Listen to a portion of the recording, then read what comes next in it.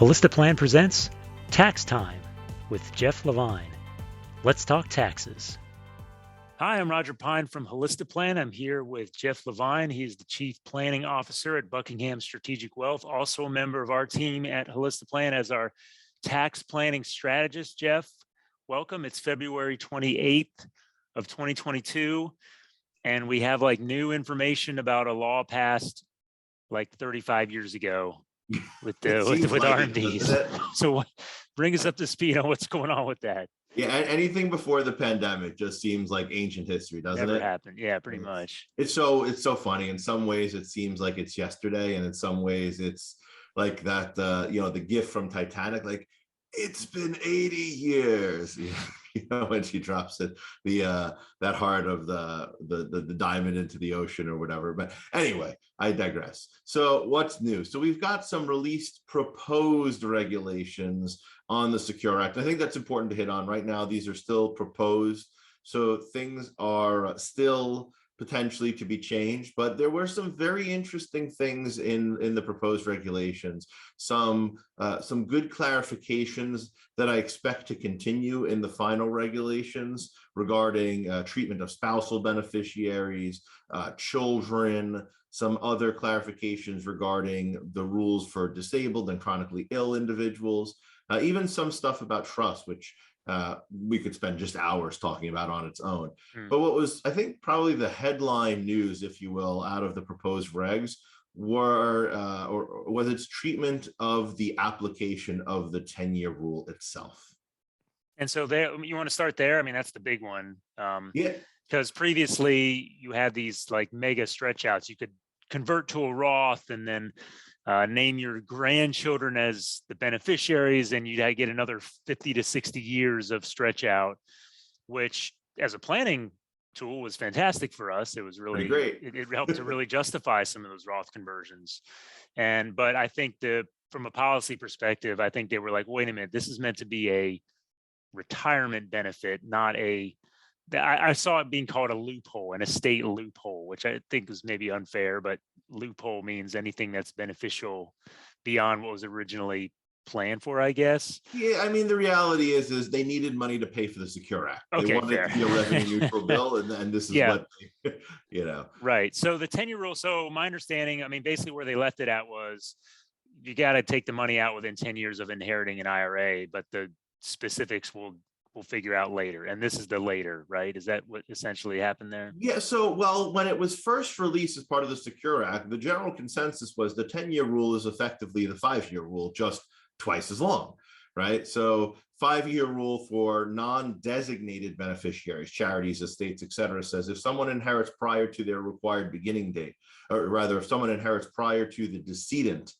reaching their required beginning date. So owner never reached now the April 1st date following the year they were 72, then the charity has 5 years to distribute the assets. The general thought was the 10-year rule would be just twice as long. And what's notable is that in the 5 years of the 5-year rule, there are no RMDs until that 5th year, right? So in the 5th year, you've got to take whatever is left. But before that, you can take as much as you want or as little as you want.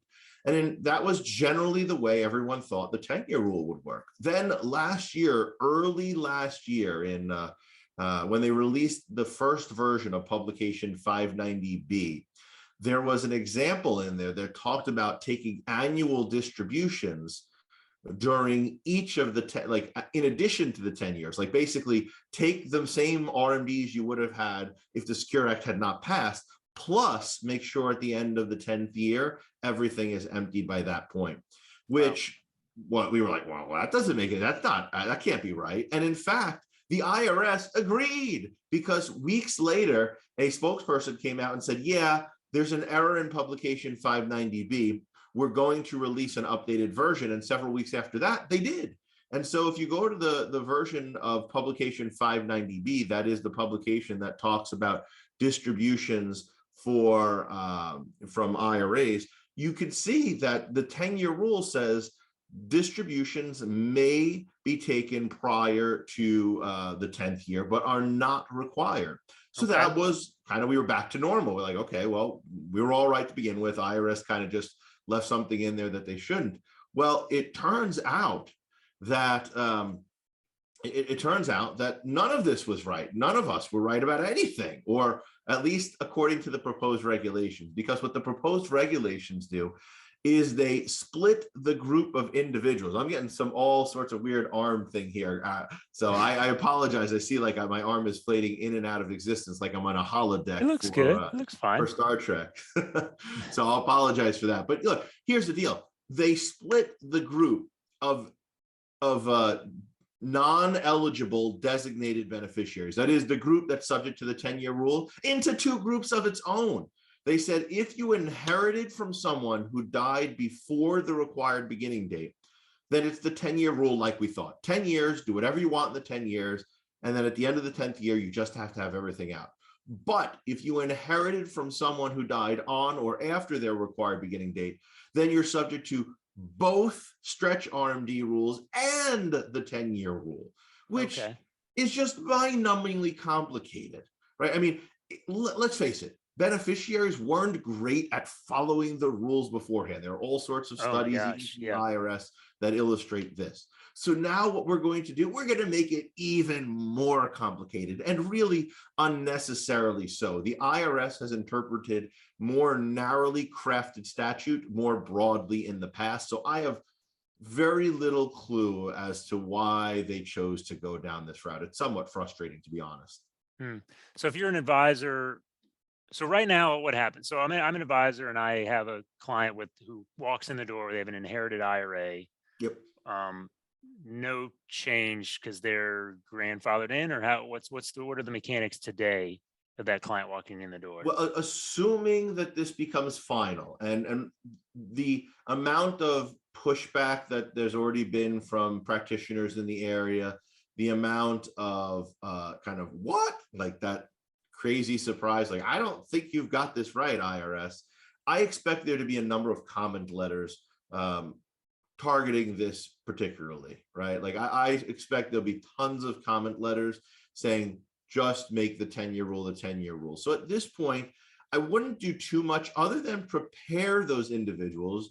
And again, only the individuals who inherited from people who died on or after their required beginning date, that they may need to take RMDs. And those RMDs may be required as early as this year. There is some relief for the past few years if people had inherited, let's say in 2020 or 2021.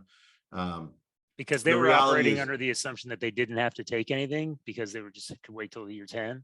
Sure. I mean, most of those people would. Now, the good news is that anybody who inherited in 2021, well, this is the year after death. So we haven't really lost any time. So it's really only those people who inherited in 2020. It's a somewhat narrow group of individuals, right? We're talking about people who inherited in 2021 who are non-eligible designated beneficiaries who inherited from someone who died on or after the required beginning date. Okay. Right. There's a lot of but in fairness, it's probably hundreds of thousands of people, like total. So it is worth noting what those rules are.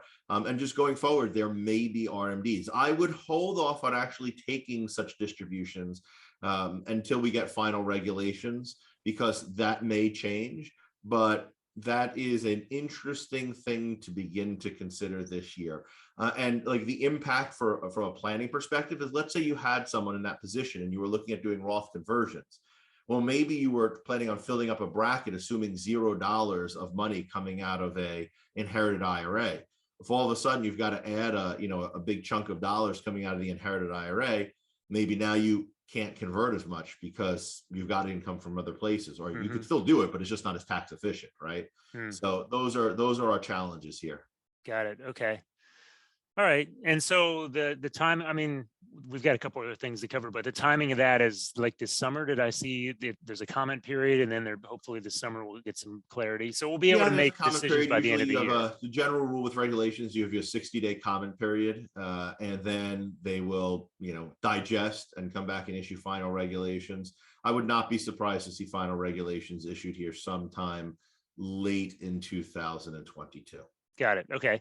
You mentioned surviving spouse beneficiaries, some clarity around that. So what is different or not different as it. Yeah, so this is one where I expect that what is in the proposed regulations will stick in the final regulations. I don't expect to see too much commentary surrounding this. And this is simply a matter of clarifying how the special rules for spousal beneficiaries work. In short, when a spouse who's a sole spouse beneficiary inherits, they are able to do a bunch of things that no other beneficiary can. And one of those things is to remain a beneficiary on the account, that is, set up an inherited IRA, leave themselves as the beneficiary, but avoid RMDs until the deceased spouse would have reached the time when they needed to take RMDs, right? So previously it was till age 70.5, now 72, but effectively, like let's say you have a 40-year-old couple and one individual dies, that surviving spouse who's 40 can set up an inherited IRA. Any other beneficiary would have RMDs at that point, right? If they were stretching. The surviving spouse doesn't until the deceased spouse would have been 72. But the reality is by that point, the surviving spouse will be, over 59 and a half themselves. They can put it in their own IRA and not worry about a penalty. So there's a number of special rules that spouses have that are tied to that starting point when the deceased spouse would have begun RMDs had they lived. And effectively, there was this question, like the Secure Act says, for those who attained 70 and a half in 2020 going forward. So the question for deceased spouses, or the question for surviving spouses, I should say, was, what if you had a young spouse? Let's say in 2019, you had a 50-year-old spouse who passed away. They never really attained age 70 and a half, and they can't possibly attain age 70 and a half, right? Because they're deceased, unfortunately. Yeah. And so there was some question as to the application of this rule. How would it work? Would there be different rules for those who died prior to, the 2020 versus after? And the IRS actually, this one, thankfully, they implemented a very common sense approach that is easy. It's if the deceased spouse would have been 70 and a half on or after January 1st, 2020, then the surviving spouse can wait until the decedent would have been 72. Okay, so whether they actually live that long or they would have just turned 70 and a half after that date. So for argument's sake, our example here, where you've got a married couple who are, each 50 years old or 40 years old, the surviving spouse can keep that as an inherited IRA until the decedent would have been 72 without any RMDs. And I was just going to highlight, you said 70 and a half a few times, but did you mean 72 each of those times? Is that a fine replace, or is it in fact 70 and a half? Well, so it used to be 70 and a half, then was pushed to 72 by the Secure Act. And the delineating factor here between whether the surviving spouse can wait until the decedent would have been 70 and a half or 72 is whether the decedent would have reached 70 and a half by January 1st, 2020 or after. Got it. Okay. So right now, practically it's 72. Correct. That's right. Yes. Okay. Got it. Okay. So that's good news from an advisor perspective. We don't have to monkey around with any special stuff. The spouse is not going to be taking RMDs at age 45. Very easy. Yes. Okay. Effectively, you can wait as long as your deceased spouse could have waited to take RMDs. That's the easiest way to think about it. And then and if the surviving spouse is a few years younger, even once you roll it into your own, because they have the ability to roll it into their own personal one, then you can push it out. And you can keep delaying RMDs until that surviving spouse is 72. Yep, absolutely. Okay. All right. But it works the other way too, right? Like let's say you had an older spouse, maybe someone who is 65, who inherited from their 60-year-old spouse. Well, that 65-year-old spouse now can stay and keep it as an inherited IRA until their deceased spouse would have been 72 and kind of buy themselves an extra 5 years of tax deferral. But then in that case, they're subject to the 10-year rule. No, still a surviving spouse. Oh, right. Okay. Got it. Yeah.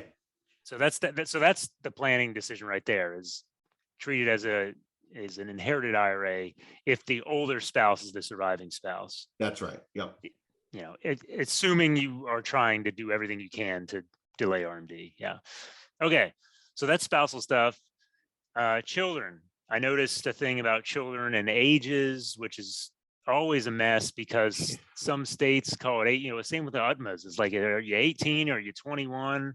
Yeah, so this is one of the challenges when we talk about using age of majority for anything on a federal level, because age of majority is generally dictated by state law. And in fact, in the original Secure Act, it talks about minor children being a eligible designated beneficiary. But once they hit the age of majority, they switch. They kind of snap from being an eligible to a non-eligible and go from stretch distributions to also potentially being subject to the 10-year rule, right? Okay. So the question was, when do you reach the age of majority?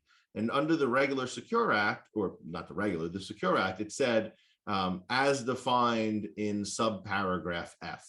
So what do? You go to your tax code, you open up the pages. No one really actually does that anymore, right? You go online, you Google it, and you go to section 401A9, which is where the RMD rules are, and you go down to subparagraph F.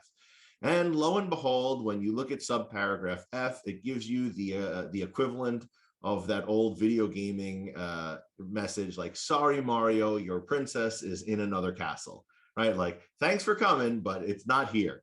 And so you actually get sent off to the regulations. And in the old regulations, the regulations previously that applied only to define benefit plans, there is a rule that says if you are actively pursuing a specified course of education, you're in college, graduate school, etc., you can continue to be considered a minor until you reach age 26, as long as you're still pursuing that course of education. Okay. Well, the IRS decided that too complicated. We don't want to use that for most defined contribution plans. So we're just going to say 21. Everybody reaches age of majority at 21. So for ease of operation, it does make life a lot easier. We don't have to worry about whether a kid is from Arkansas or from Alaska. We don't have to worry about whether a child is going to college or not, whether they started and then they left, or whether they didn't go and now they do. We just say, again, proposed regulation, so it still has to be finalized. But this is, again, one of the ones where I would expect there to be minimal pushback, given the ease of application in which IRS is trying to implement that rule. So I would expect going forward that individuals who inherit prior to the age of 21 will be considered a minor. At age 21, they will reach the age of majority. And then from 21 to 31, the application of the 10-year rule will apply. And by the end of the year that they turn 31, they must fully distribute their entire inherited IRA. And that's if they're named outright. Correct. Whereas every child I've ever seen named as a beneficiary is in a contingent trust, which probably has its own stuff to consider, or does it? Yeah, well, it depends upon the nature of the trust, right? If you have one income beneficiary of that trust, which you would, then that's possible. It depends upon whether the child is going to receive distributions from the trust each year, or whether the trust will potentially hold assets inside the trust. There are so interestingly enough, the Secure Act the proposed regulations do include some clarifications as to what beneficiaries should or should not be included when you're looking at a trust. But the bottom line is that is a super complicated conversation, and we literally could spend the next 3 hours just talking about that, and I would still have more to say. Okay, well, let's skip that. Let's not. But I mean, I think that's important, though. I mean, we can't, you're right, we can't beat it up. But I mean, everyone I know names a contingent trust where, like, my kid can't get the money till they're 25. And usually it's 2 bites at the apple, one at age 25 and another at 30 or whatever. And so the good news is that the proposed regulations at a high level, let's just say this, the proposed regulations state that if you do have a trust like that, and it requires everything to be paid out to the child no later than the year that they would have turned 31, I see, by the end of that year, then you could ignore other beneficiaries. Right. And you would only have one beneficiary, but I mean, I've certainly seen ones where people, like, they're stretching this out way past 30, 31, Yeah. And in that case, you'd have to look at further beneficiaries as well. and that could impact the distribution schedule for the child. So for instance, let's say you had a trust that was a accumulation or slash discretionary trust, right, where it could hold dollars in there if it wanted to, Yeah. or it had to, right? And you said, well, my child will get some at 30 and then some at 35. Well, because it extends past 30, you don't get the special exception to ignore other beneficiaries. So if that trust said 30 and 35, but if the child dies before taking everything out, charity is a remainder beneficiary. Now all of a sudden, charity is the driving force behind the distributions from the inherited IRA to the trust. Now the trust still can hold those dollars in there, but you're going to push a lot of distributions out to that trust very quickly. Charity is a non-designated beneficiary, right? By contrast, if you said, hey, everything's got to go to this kid by the time the end of the year in which they're 31, the proposed regulations say if charity is the remainder, you can effectively ignore them. Essentially what IRS said is, look, thank goodness, because children tend to live past 31 in virtually all circumstances, right? In the overwhelming majority, I should say, of circumstances, right?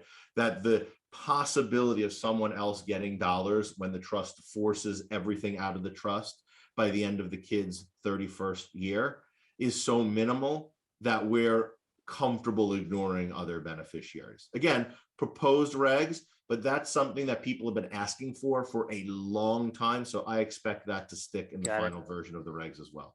Okay. Well, I guess as a takeaway, if I'm an advisor and I'm doing an estate review anyway, if I see a contingent trust going past age 31, I'm going to flag that to maybe look at again in the fall of 2022. 100%. Yep. Right? And I've definitely seen it. I've definitely seen 21, 25 and 35, or 25, 30 and 35 for sure. Very common. I got to look at my own will. I don't even know what my kids are getting, but it might be 30. I don't know. Might be 35, 30. Who knows? All right. It might actually cause some individuals to, like, if you were going to have everything out by 35, you might push it up to 31 because of this. If you were going to have a perpetual kind of like, there'll be a trust in existence for as long as my kids are alive, and the trustee will have discretion as to how much they want to distribute, you probably are not moved by this change. You probably say, like, whatever, it is what it is. But for those who are going to distribute it anyway in short order, this might move the needle to shift that distribution up from, like you said, 35 to maybe 31. Yeah. And we might even see people start to come up with new standard language where you have a contingent trust for retirement assets. Oh, we will see. Yeah. If this happens, we absolutely will see, for sure. Yeah. Okay. Well, yeah, we did our best to try to avoid talking about trust, but then we got there in the end. So that was good. You wrote me in, Ryan. Well, good. Well, thank you, Jeff. We'll have to just see where this lands, but it's good to know where the winds are blowing, and it sounds like, given that they've had a number of years to look at this, and it's not like what we had to deal with last fall where we were talking about proposed legislation. The legislation is done. We're writing rules around it. That's correct. So hopefully it'll be less volatility around what comes out in the final document. So good. Thank you for doing all the research on this, Jeff, and we'll probably return to this sometime later this year. Look forward to it, sir. Thanks, Jeff.